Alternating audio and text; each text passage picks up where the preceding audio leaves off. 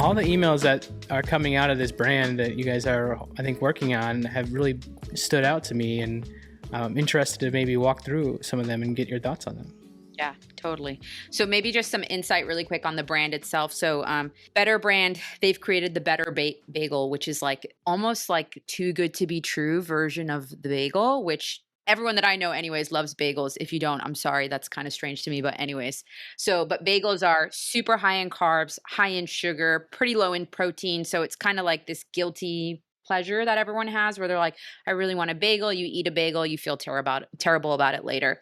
With Better Brand, their bagel is actually 26 grams of protein, 5 grams of net carbs, and 1 gram of sugar, which is like literally you think about that and you're like, sorry, come again? And they're actually good. Like they're fluffy and nice and like they kind of taste like a normal bagel and they're totally plant-based, which is awesome.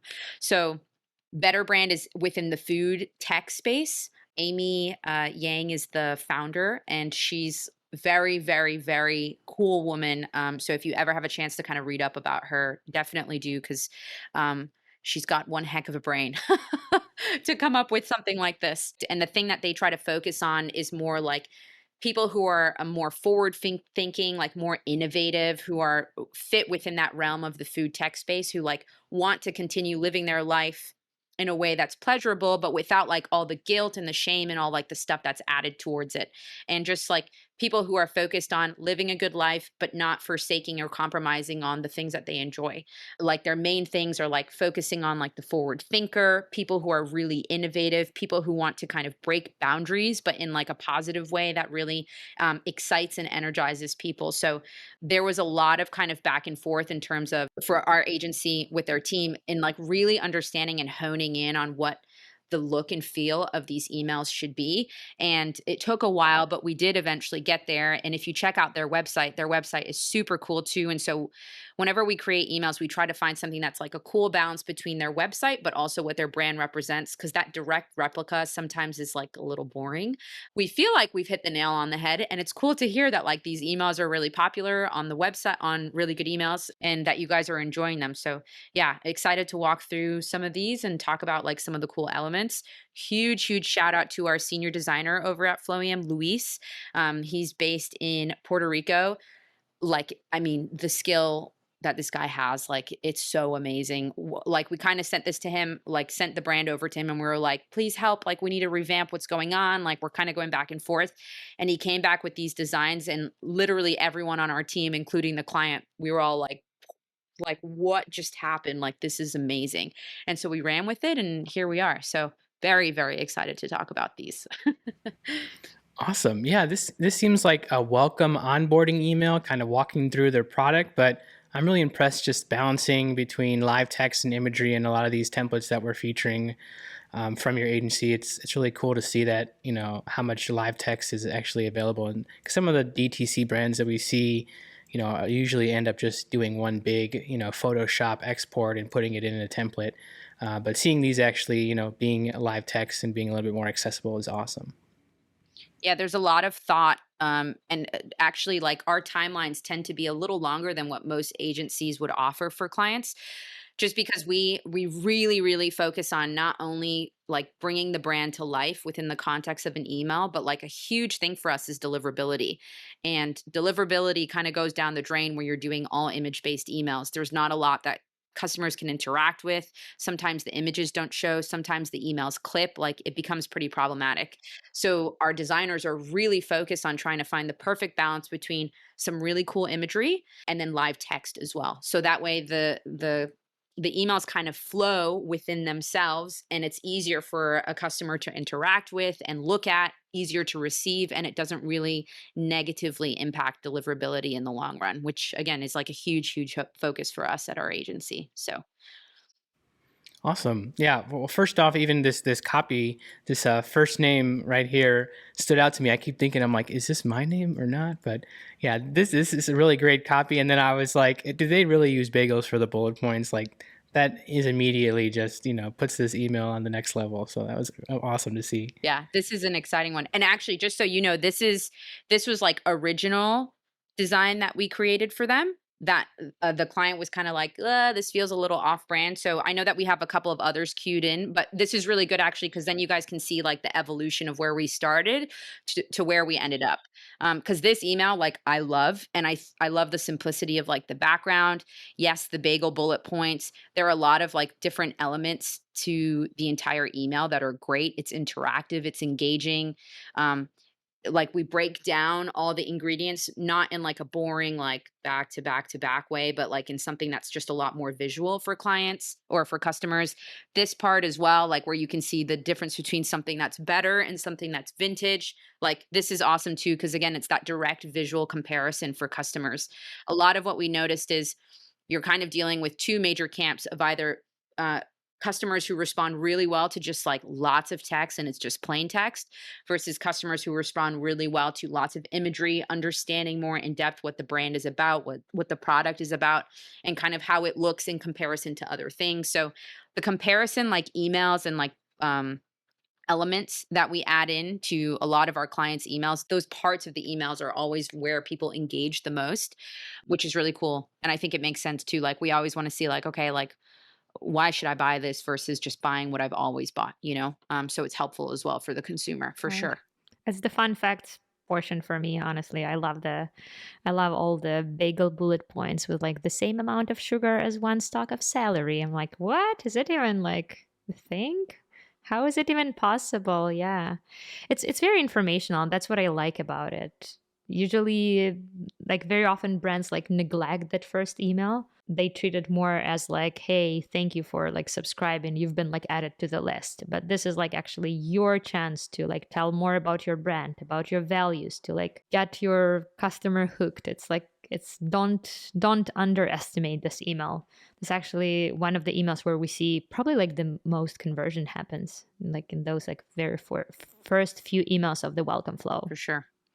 And I love the at the top, like the GIF, the way like the bagel rolls in, kind of like, hi, I'm here. And then underneath it's just like, consider the grain changed. And you're like, whoa, like this bagel has made a statement.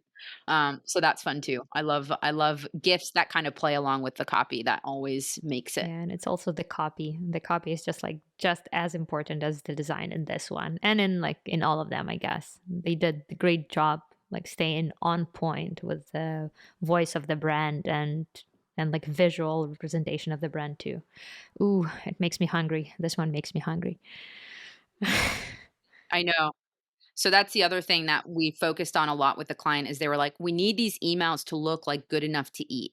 And I think Luis was like, "Check." So this you guys can see is like the evolution of where we went with with the design and the emails overall is like a lot like not necessarily darker, but like something there's like mystery behind like what's going on, like with the black kind of fused in there with the red, like it makes it kind of edgier, more mysterious, but more like I don't know, there's like a cool vibe to it where it's like, "Oh, like I have to buy this bagel so that I can be part of the cool kids club who are eating these bagels too."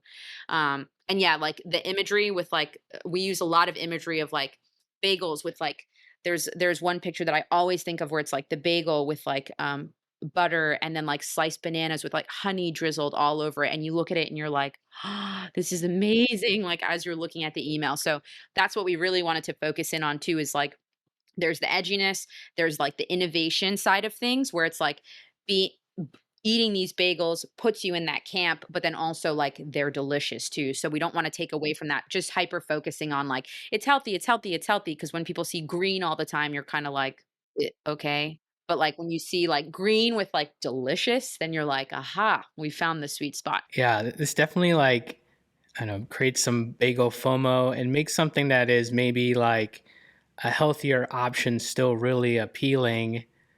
And yeah, like you said, make it seems a lot cooler than maybe what it is. At the end of the day, it's just some bagels. But with all with like yeah, you do a really good job on creating like that sense of wanting to be in on this product, and everything is just like super clean with the footer and all the text and imagery. So very nice work on this.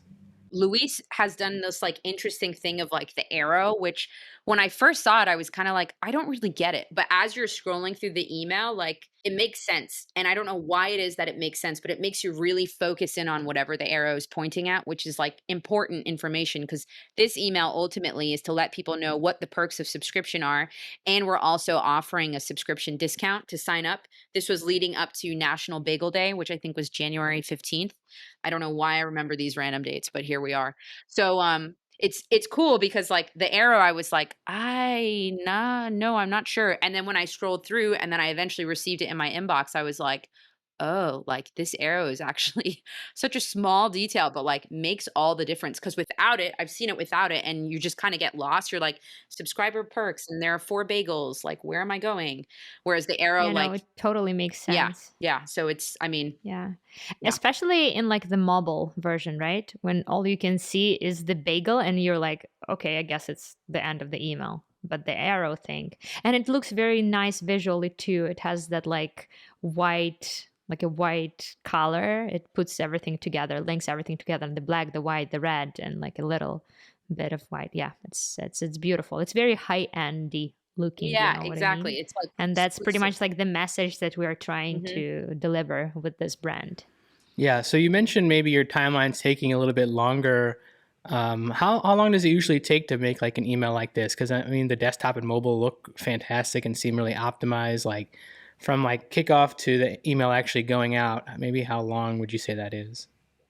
I would say it's anywhere between like 3 to 4 weeks is what our usual timeline is from, like, creating the strategy of the campaign and then pushing through our entire team.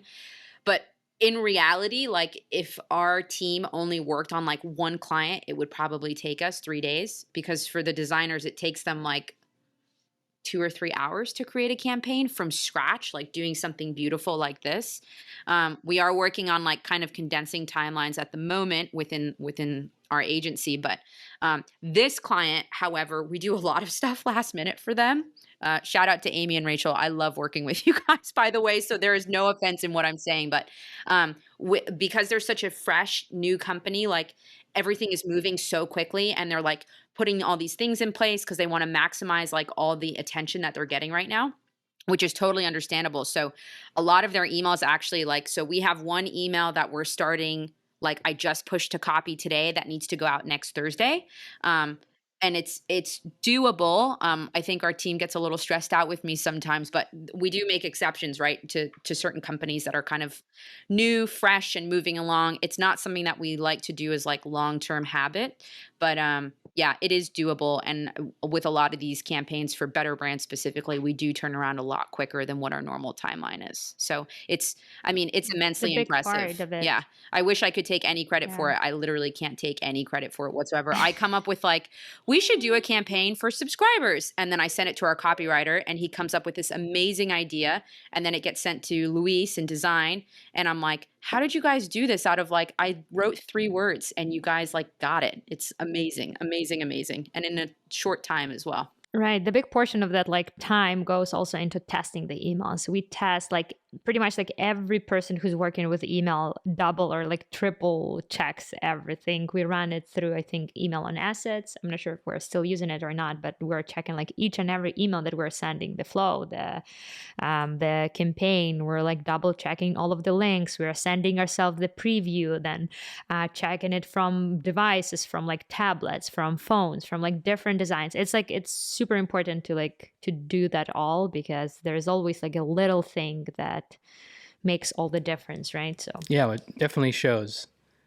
We got two last ones if you guys can walk through them real quick. All right, so this one is a social media push email, which is becoming more popular. I feel like we've been seeing like dedicated social media and even more recent like SMS dedicated emails.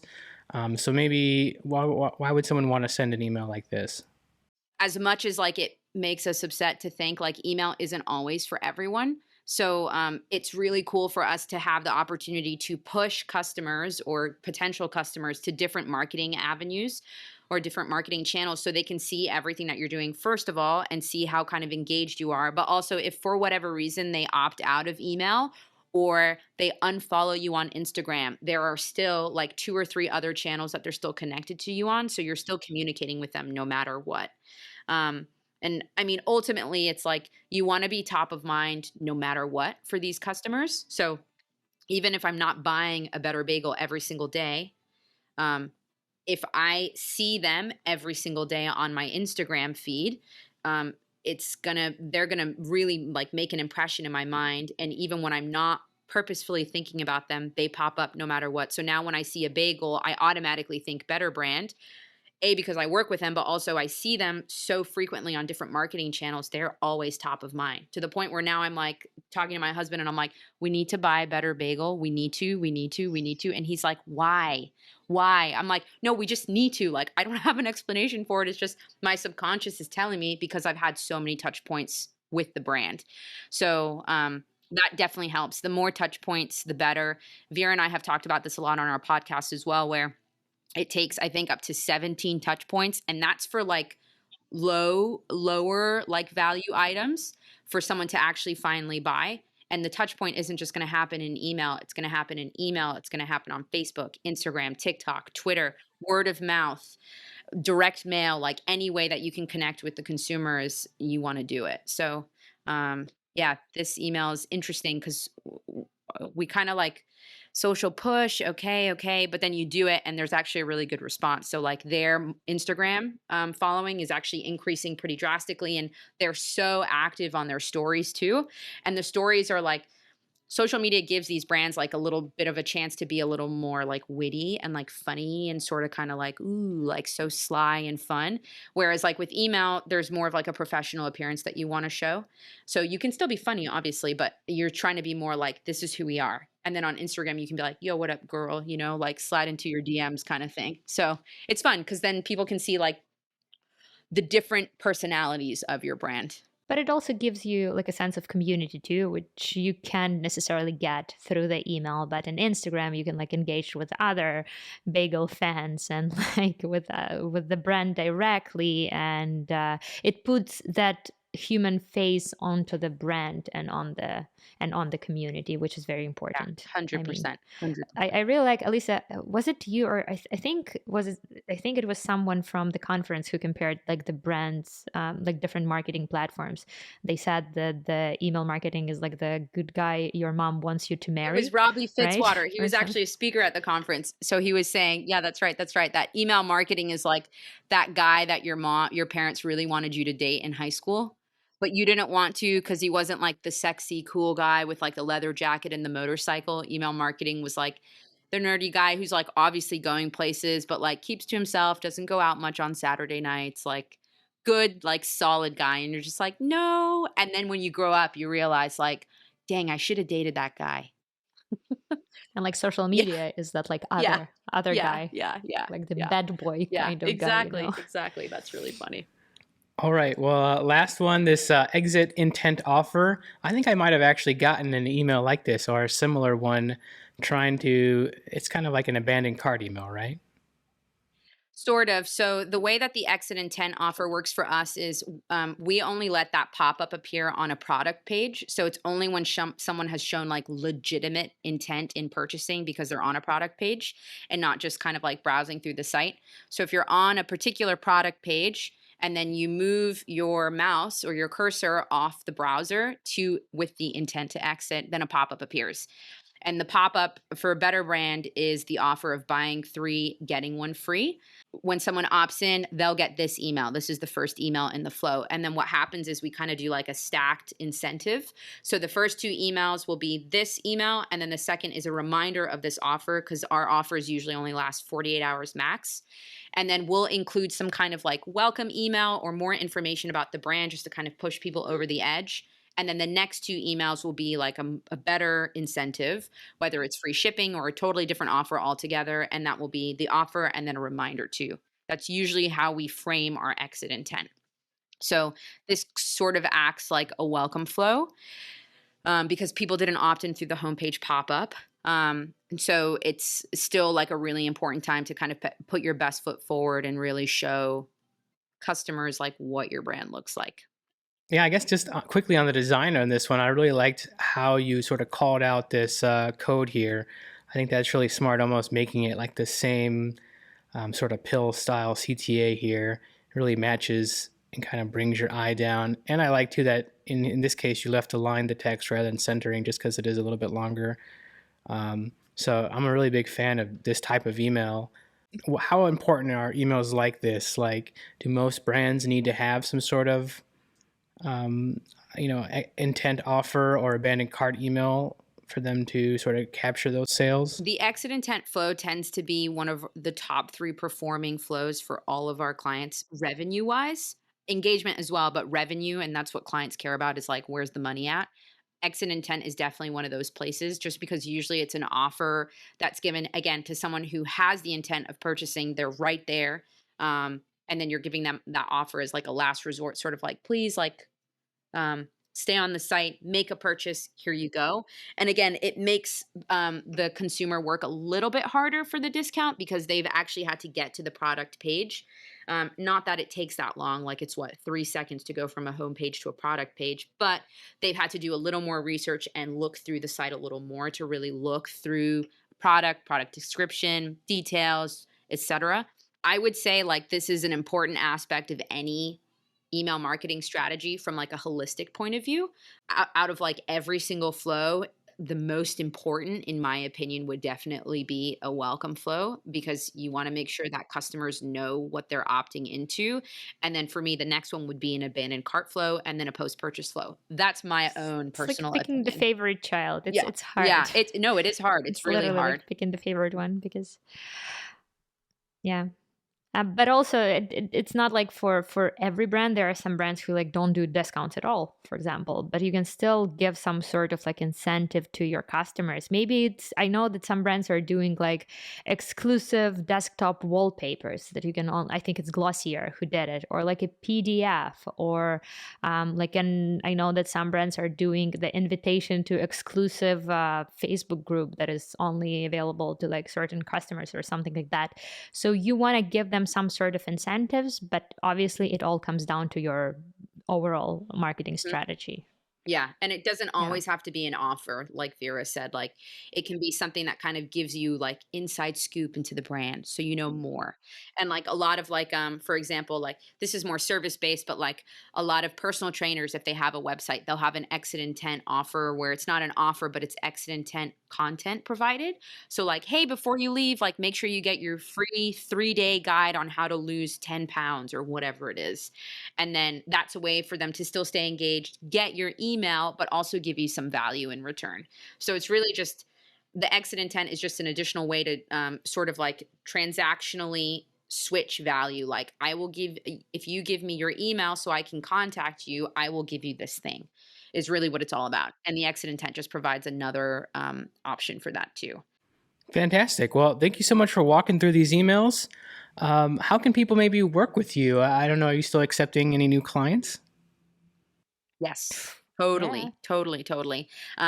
Check us out at flowium.com. And then if you go to About Us, and you're able to just hop in there and schedule a call with our team, we're very like, the way that we function is, if we don't think we'd be a good fit for you, we won't work with you. As much as we like making money, it's really important that we're the right fit. So what happens is, you'll hop onto a call with someone from our sales team. They'll walk through like what you're doing as a brand, what your goals are. And if it's something that we viably think that we can actually add value to what you're doing, then yeah, we can go from there. But if not, then we'll let you know right off the bat, like, hey, this is probably not a good fit. Here are some other agencies that we would recommend. Because ultimately for us, email marketing is super important, as most of you know, but it's definitely something that if we can't do, we'll offer someone else to do it for you, because everyone should have really solid email marketing in place. So yeah. Great. Well, thank you so much, Alyssa and Vera. Have a fantastic rest of your day. Thank you, But it's Matt. been a real joy to talk to you about these emails. Thanks, Matt. Thanks for having us on. All right. See ya. Bye. Bye.